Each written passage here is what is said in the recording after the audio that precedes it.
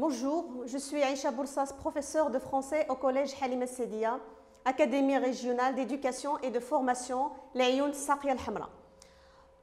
Pendant la leçon d'aujourd'hui, nous allons ensemble effectuer quelques exercices d'application portant sur les séquences que nous avons déjà vues auparavant. On va voir les deux leçons, les adjectifs qualificatifs et les moyens de la caractérisation. Ce sont deux leçons que vous avez déjà étudiées ou que vous avez déjà vues ici avec M. Bassir, que l'on soit remercié. Alors, commençons par un rappel. Les adjectifs qualificatifs. Alors, observons les propositions que vous voyez sur l'écran. Il y en a des propositions qui sont vraies et d'autres qui sont fausses.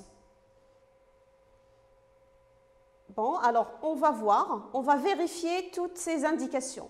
Ce sont des mots invariables. Les adjectifs qualificatifs sont-ils des mots invariables? Ça veut dire qu'ils ne changent pas? Bien sûr que non.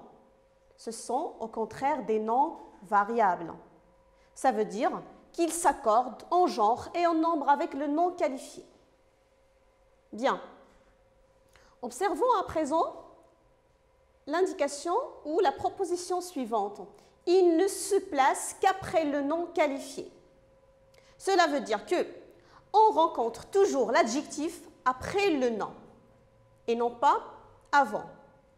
Alors, comme vous avez vu dans la leçon des adjectifs qualificatifs, on a dit que l'adjectif peut être placé après ou avant le nom. Donc, il y a bien sûr des adjectifs qui peuvent changer de sens une fois placés avant ou après. Par exemple, si j'utilise l'adjectif grand, je dis un grand homme. Donc, pour un grand homme, on peut dire aussi un homme célèbre ou connu. Donc, je peux remplacer l'adjectif grand par célèbre. Pour l'adjectif grand placé après, ça qualifie uniquement la taille par opposition à petit. Alors, comme vous pouvez le constater, l'adjectif grand avait changé de sens en passant avant ou après le nom. Même chose pour l'exemple, par exemple, ou l'adjectif simple. On dit une simple proposition ou une proposition simple. Une simple proposition, ça veut dire qu'il n'a pas d'autres intentions que de donner une proposition ou une remarque. Mais une remarque ou proposition simple, ça veut dire qu'il n'est pas compliqué. Est-ce que l'adjectif qualificatif fait vraiment toujours partie d'un groupe verbal? Non. Donc l'adjectif qualificatif fait partie d'un groupe nominal. Il peut aussi faire partie d'un groupe verbal lorsqu'il est précédé d'un verbe d'état.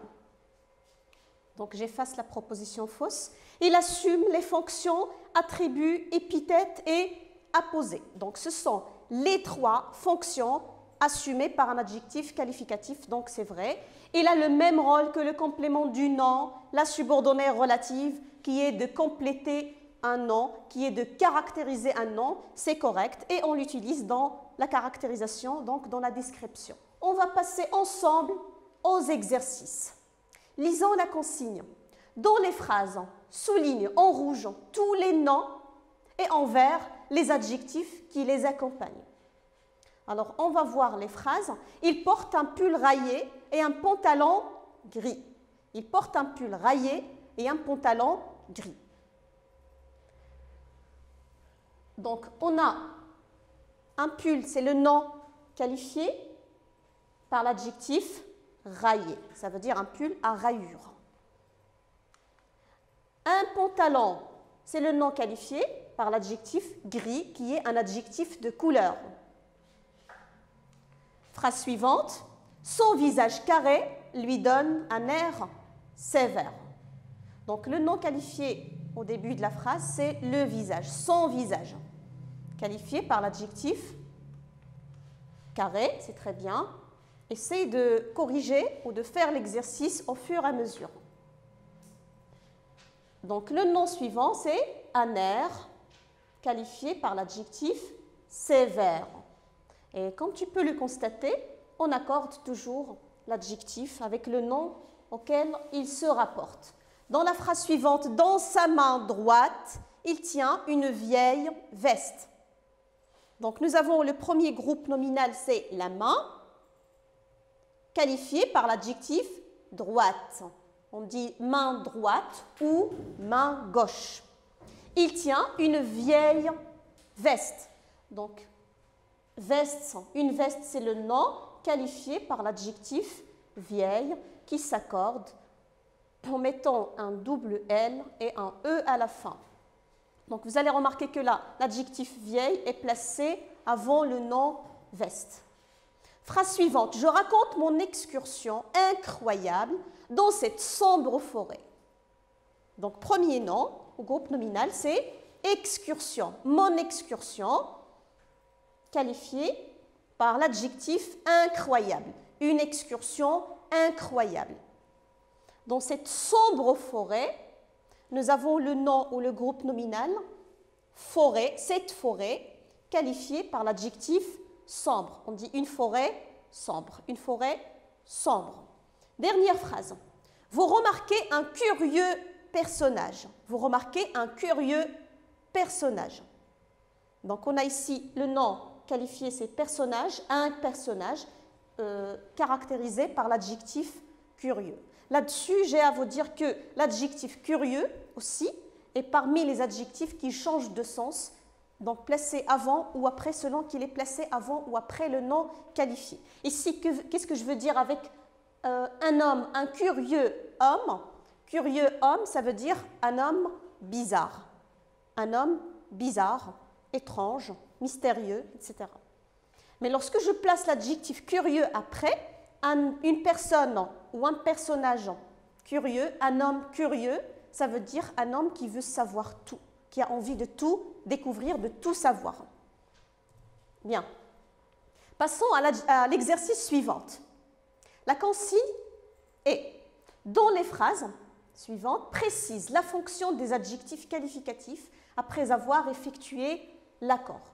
Donc, nous avons vu 3 fonctions assumées par l'adjectif qualificatif. Donc, l'adjectif qualificatif assume la fonction d'un attribut s'il est directement lié au nom, s'il est séparé du nom qu'il qualifie par un verbe d'état, être, avoir l'air, sembler, paraître, demeurer, rester, etc. Ou encore la fonction d'un épithète s'il est directement lié au nom qu'il qualifie placé avant ou après. Il peut aussi jouer la fonction appositive, donc on dit là c'est un adjectif apposé, s'il est séparé du reste de la phrase par une virgule ou un signe de ponctuation. Alors voyons la première phrase. Les voitures sont garées. Les voitures sont garées. N'oubliez pas que nous avons dans la consigne 2 tâches à effectuer.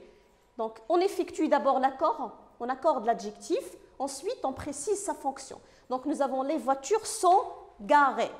Alors comment va-t-on accorder l'adjectif garé? Donc étant donné qu'on a le nom voiture féminin pluriel. Donc je vais mettre d'abord l'adjectif, voilà. Et pour l'accorder, je mettrai un ES. Phrase suivante, ces animaux sont vraiment charmants. Plutôt, on précise d'abord la fonction de l'adjectif garé.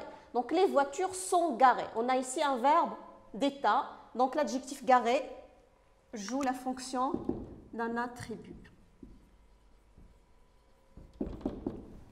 Phrase suivante, ces animaux sont vraiment charmants.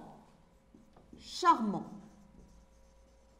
Donc l'adjectif charmant qui se termine par un T, donc peut porter un E au féminin, mais là nous avons animaux, c'est un nom masculin, pluriel, donc je me contente de mettre un S à la fin. Donc la fonction qu'il assume ici, ces animaux sont vraiment charmants, c'est presque la même chose que la première phrase, c'est un attribut puisqu'il fait partie du groupe verbal, dont le verbe est un verbe d'état. Ensuite, ces framboises sont très sucrées. Ces framboises, qui est un nom féminin pluriel, donc sucré va porter les marques du féminin pluriel ES. Et la fonction de l'adjectif ici, on a toujours un verbe d'état, être, c'est un attribut. Pardon.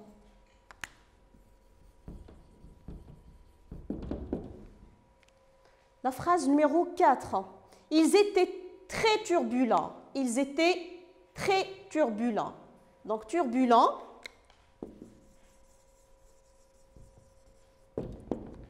Adjectif qui, normalement, doit porter la marque du pluriel, puisque le pronom « il » est pluriel, masculin pluriel. Donc, je mets un « s ». Et je donne sa fonction. C'est aussi un adjectif attribut. Cet homme est poli. Cet homme est poli. Un nom masculin singulier, donc poli ne changera pas d'orthographe. Et je dirais aussi que c'est un attribut du sujet. Des vases de fleurs parfumés. Des vases de fleurs parfumés. Donc on va se mettre d'accord ici sur le nom qualifié. Et fleurs ou vase, c'est bien sûr le nom fleurs qui sont parfumées, un nom féminin pluriel. Pardon, donc je dois mettre l'adjectif plutôt. Donc, parfumé. Et je mets un ES à la fin. Ici, on a plutôt un adjectif attribut, puisque le nom ou le mot parfumé est lié ou bien est directement placé. Donc, je mettrai, placé après le nom, je mettrai un épithète. Ensuite, on a des étendues de sable désert. Des étendues de sable désert. Donc, le nom qualifié, c'est étendue de sable désert. Donc, va porter la marque du pluriel. Donc, je mettrai un S final. Et je précise la fonction de l'adjectif désert qui est un épithète. Même chose pour les deux phrases qui restent. J'ai effectué des exercices intéressants, donc qui portent un S à la fin, puisque exercice est un nom masculin pluriel. Donc la fonction de l'adjectif ici c'est un adjectif épithète. Pour terminer la dernière phrase, les abeilles sont très occupées. Les abeilles sont très occupées. Ici, on a un adjectif qui se termine par un E accent. Donc, j'ajoute le E et le S pour marquer le pluriel. Et je dirais que cet adjectif joue la fonction d'un épithète. Bon, alors je vous propose cet exercice qui consiste à souligner les adjectifs qualificatifs, ensuite à préciser leur fonction dans la phrase ou dans le groupe auquel elle appartient. Première phrase. Ces nouveaux verres de lunettes sont incassables. Ces nouveaux verres de lunettes sont incassables. Donc, on relève le premier adjectif, nouveau, qui qualifie le nom verre. Adjectif nouveau qui qualifie le nom verre. Quelle est sa fonction dans cette phrase? Elle joue quelle fonction? Elle fait partie du groupe ces verres, donc ces nouveaux verres de lunettes. Donc, c'est un adjectif épithète. Un adjectif épithète. Essayez, s'il vous plaît, de porter la correction sur vos cahiers. Donc, adjectif suivant, incassable. Incassable. Qu'est-ce qui est incassable? Ce sont les lunettes. Donc, il est séparé par, ou bien il suit un verbe d'état, sont, le verbe être, donc c'est un adjectif attribut. La phrase suivante, une douce lumière bleutée éclairait la salle. Une douce lumière bleutée éclairait la salle. Premier adjectif, c'est douce. Douce qui fait partie du groupe une lumière, une douce lumière, donc c'est un adjectif épithète. L'adjectif suivant, bleuté, une douce lumière bleutée, c'est un autre adjectif qui qualifie le même nom lumière, donc c'est un adjectif épithète puisqu'il est séparé du nom qualifié, il n'est pas séparé du nom qualifié par un verbe d'état.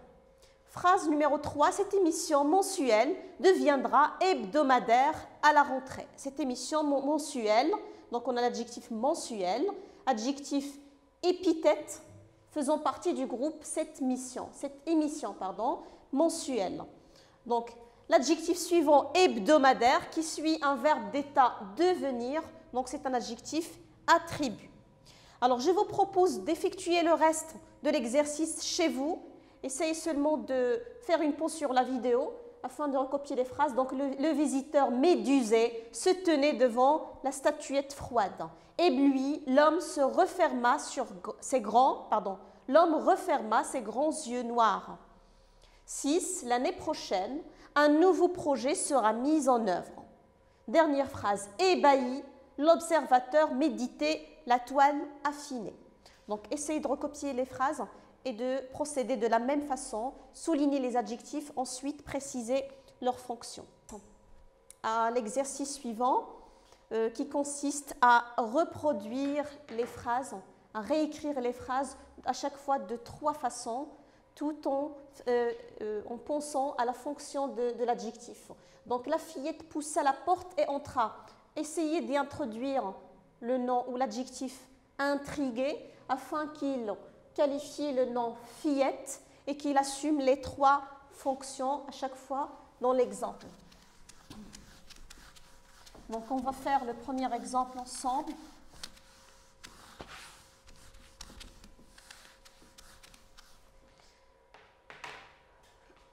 La fillette poussa la porte et entra.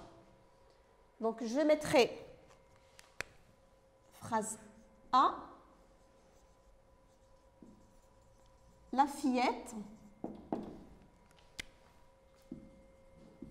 intriguée,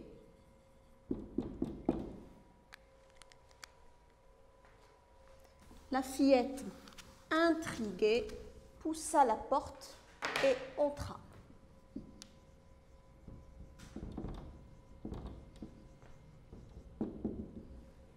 Donc, comme vous pouvez le constater, j'ai placé l'adjectif intrigué directement après le nom fillette.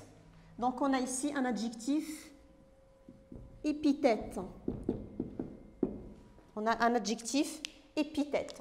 Toujours dans la même phrase, je vais mettre l'adjectif intrigué au début. Intrigué, sans bien sûr oublier d'accorder l'adjectif intrigué, virgule, la fillette poussa, et ainsi de suite. Donc là, l'adjectif est placé au début de la phrase et séparé du reste de la phrase par une virgule. On a alors un adjectif apposé. Donc c'est un adjectif qui joue la fonction appositive. Pour avoir un adjectif et attribut, je vais introduire un verbe d'état. Donc je mettrai la fillette était. La fillette était intriguée. La fillette était intriguée. Elle poussa la porte et entra. Donc voilà le premier exemple avec la première phrase. Donc la fillette intriguée poussa la porte pour l'adjectif épithète. Intriguée, la fillette poussa la porte et entra. On a donc un adjectif apposé. La fillette était intriguée, elle poussa la porte, donc adjectif attribut. Vous allez faire de même pour les autres phrases. Les enfants se reposent à l'ombre d'un cocotier en utilisant l'adjectif épuisé pour qualifier le nom enfant. Même chose pour les autres phrases. Le ciel fait noir, fait peur. Donc l'adjectif c'est noirci. Le vent secouait les cabanes. L'adjectif violent. Le sanglier guettait une poule à la ferme en utilisant l'adjectif affamé. Et on a finalement l'invité quittait la salle. L'adjectif c'est embarrassé. Donc, recopiez les phrases sur vos cahiers et essayez de faire de même comme on a fait pour la première phrase. Bien, je vous propose maintenant un nouveau rappel pour une nouvelle leçon. C'est la leçon de la caractérisation. Utilisez les moyens de la caractérisation. Alors, le rappel est le suivant, c'est sous forme d'énigmes. Je vous propose de les résoudre afin de retrouver à chaque fois de quel moyen s'agit-il. Donc, la première, mon nom, le nom est mon compagnon éternel. J'ai la liberté de le suivre ou le devancer. Seul, je donne la même information qu'aurait donné un groupe de mots. Donc, seul, j'aurais donné, plutôt je donne la même information qu'aurait donné un groupe de mots. Ma fin change, ma terminaison change selon le groupe auquel j'appartiens. Qui suis-je alors? Donc, bien sûr, vous l'avez reconnu, c'est l'adjectif qualificatif. Bien, deuxième énigme, je donne une information sur un nom. Sans une préposition, je ne réussirai jamais ma tâche. Alors, qui ne peut pas fonctionner sans une préposition? On me confond parfois avec le complément circonstanciel et le complément d'objet indirect, puisque eux aussi, ils sont introduits par une préposition. Mais le nom avec lequel je me trouve dans la phrase vous dira tout sur ma fonction. Donc, il suffit de voir le nom pour préciser si c'est un complément circonstanciel de lieu ou un complément d'objet indirect. Qui suis-je alors? Donc, vous avez deviné, c'est bien sûr le complément de nom, le complément prépositionnel. Bien, dernier moyen, d'écrire est mon emploi favori, c'est ma tâche ou mon travail favori. Je suis plus littéraire que mes collègues. Les autres caractérisants qu'on vient de voir, le complément du nom et l'adjectif. Grâce à un comparatif, donc là, il n'est pas question d'une préposition, grâce à un comparatif, j'établis un rapport entre deux éléments. J'établis un rapport de ressemblance ou de différence entre deux éléments qui se ressemblent ou pas. Donc, je suis, la comparaison, c'est très bien. Bon, alors, on va revoir ces moyens. Donc, vous avez un texte. On va essayer de relever les moyens de la caractérisation et d'indiquer ensuite leur nature. Donc, le texte est le suivant, c'est la description de Madame Grandet. Donc, Madame Grandet était une grande femme sèche et maigre. Jaune comme un coin. Jaune comme un coin. Alors, on procède phrase par phrase. Donc, dans cette phrase, on a d'abord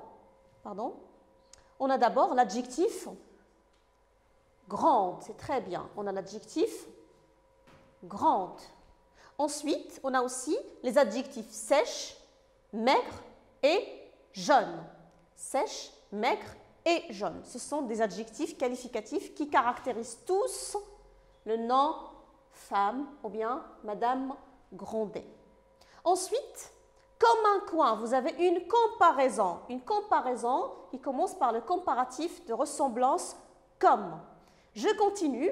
Elle avait de gros os, un gros nez, un gros front et de gros yeux. Donc là, vous avez une suite de groupes nominaux formés à partir de déterminants et de noms accompagnés par le même adjectif. Donc on a gros, donc gros yeux, gros front, gros nez. Et vous remarquez aussi que l'adjectif gros porte un S final. Donc, il a la même forme au singulier qu'au pluriel. Les dents étaient noires et rares. Les dents étaient noires et rares. Donc, deux adjectifs qualificatifs qui ont la marque du féminin pluriel. La bouche était ridée. La bouche était ridée, l'adjectif ridé. Et son menton affectait une forme dite en galoche. Voilà un complément de nom, en galoche. Bien, je continue la lecture, vous laissant faire le travail vous-même, tout seul. Elle mettait constamment une robe verdâtre. Il portait un grand fichu de cotonnade blanche, un chapeau de paille cousue, et il gardait presque toujours un tablier de taffetas noir. Un tablier de taffetas noir. Alors, essaye de terminer l'exercice chez toi, toujours en soulignant les moyens de caractérisation et en indiquant leur nature. Alors, exercice qui suit consiste à préciser, indiquer si le moyen de caractérisation réfère à l'aspect physique, moral ou à la tenue vestimentaire. Donc, observons la première phrase. La marionnette traînait son large pantalon à bretelles. La marionnette traînait son large pantalon à bretelles. Donc, on a l'adjectif large. Ensuite, on a le complément de nom à bretelles. Donc, Adélaïde semblait gaie et excitée. Elle mâchonnait les extrémités de ses 2 nattes blondes comme le blé. Phrase suivante. Déçu, Peter la suit avec son chapeau de toile rapiécé. Le grand-père était pensif. Sa barbe blanche lui donnait l'air sage et paisible. Donc, observons ce tableau. Donc, vous avez tous les moyens relevés. Donc, on a large à bretelles. Donc, on a un adjectif et un complément du nom. Donc, ces moyens-là, ou bien ces caractérisations, est-ce qu'ils décrivent la tenue vestimentaire, l'aspect physique ou moral, donc large à bretelles, donc ils décrivent tous un pantalon, donc c'est la tenue vestimentaire. La tenue vestimentaire. On a les 2 adjectifs gai et excité. Gai et excité, donc la petite fille était gaie et excitée, c'est le portrait moral. Le portrait moral, c'est tout ce qui est intérieur. Ce sont les sentiments, ce sont les réflexions, c'est l'état d'âme de la personne, c'est son caractère, etc. Donc, blonde comme le blé, on a blonde, la couleur des cheveux, et comme le blé, une comparaison. Donc, vous avez adjectif et comparaison, ça relève de l'aspect physique. Donc, on a aussi l'adjectif déçu qui décrit l'aspect moral ou le portrait moral de la personne. Et puis, vous avez 2 toiles rapiécées. Donc, vous avez 2 caractérisants. Le premier étant un complément du nom et le deuxième, un adjectif. Donc, un chapeau de toile ou un pantalon de toile rapiécé à pièces, donc qui a été déchiré et rapiécé.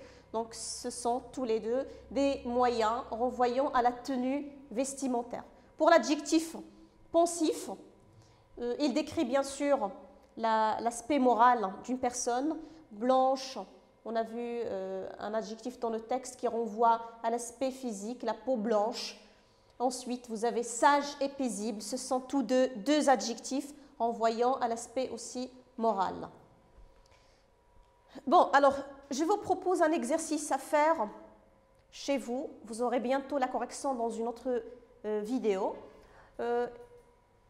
Il consiste à produire un portrait opposé.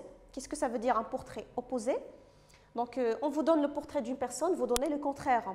Donc là, par exemple, vous avez une femme moche, essayez de la rendre belle. Donc, embellit le portrait de Madame Grandet en gardant la même structure du texte. Donc, je vais ôter les moyens de caractérisation du texte et je vous laisse la squelette afin de la compléter. Donc, Madame Grandet était une grande femme sèche et maigre.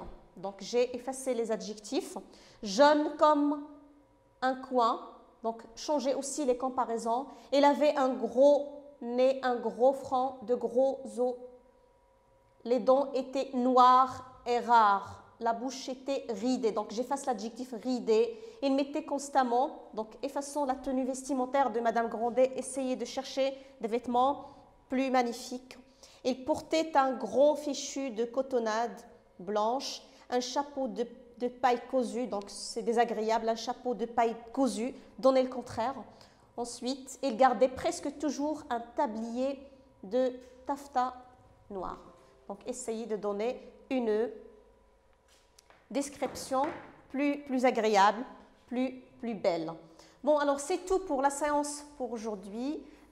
Donc, j'espère que les exercices étaient bien clairs. J'espère aussi que vous avez pu percevoir toutes les écritures sur l'écran aisément. Donc, je vous laisse. À bientôt.